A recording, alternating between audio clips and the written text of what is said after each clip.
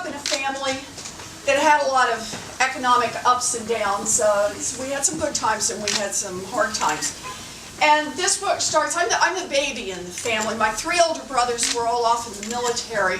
I came along, it used to be called a late in life baby. The numbers have shifted on that nowadays. But, my mother used to call me the surprise. The book starts, I'm 12, my brothers are off in the military, my daddy's selling carpeting, my mom is a stay-at-home mom, and my daddy had a heart attack.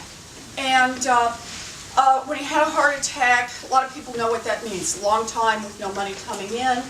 The bills stacked up, we lost the family station wagon, and we were right on the edge of losing our home.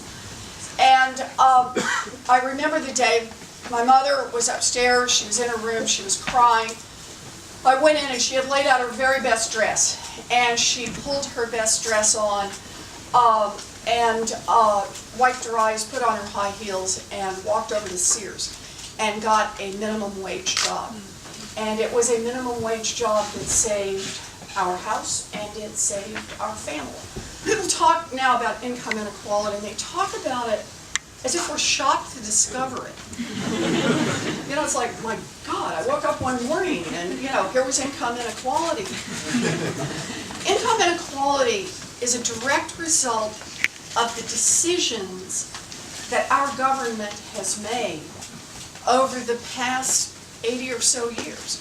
We need to make Social Security secure on into the future, and we need to expand benefits. Seniors should be able to retire with dignity. I think that's a critical part of what we have to do. Young people should be able to get an education without being crushed by student loan debt. I believe in equal pay for equal work. Can we hear that one? No one should work full-time and still live in poverty. We need to raise the minimum wage. The Republicans argued there's a better way to build a future. Their first move, fire the cops. And not the cops on Main Street, the cops on Wall Street.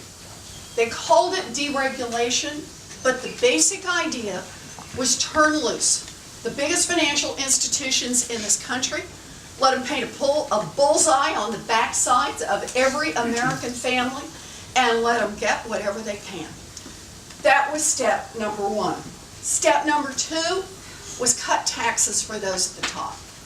Because if they keep more of their wealth, somehow it will trickle down. We will cut taxes for those at the top and cut them some more.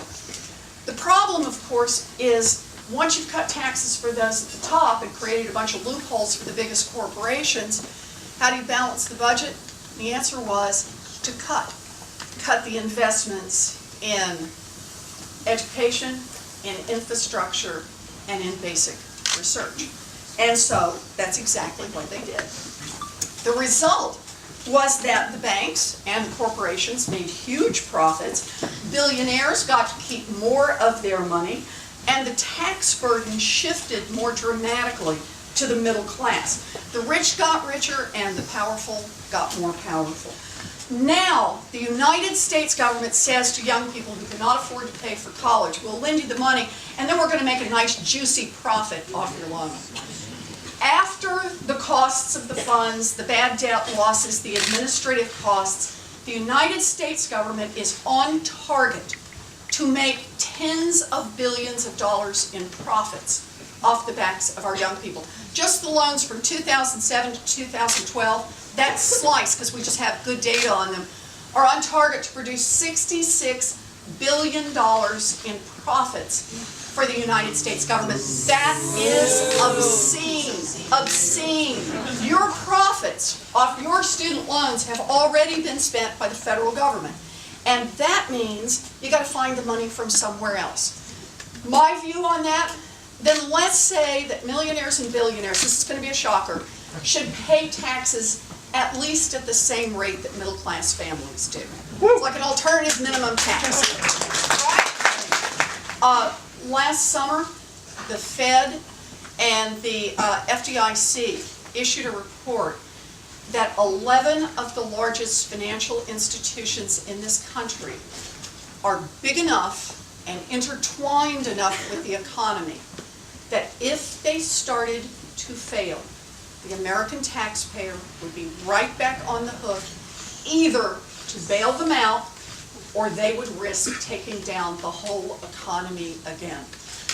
I gotta tell you, we cannot have a country that works just to support the biggest financial institutions in this country. That can't be our goal as a people. Our goal as a people is supposed to be to make this country, to make this government work for us. And in order to do that, our elected officials have to hear from us. I really do believe in democracy.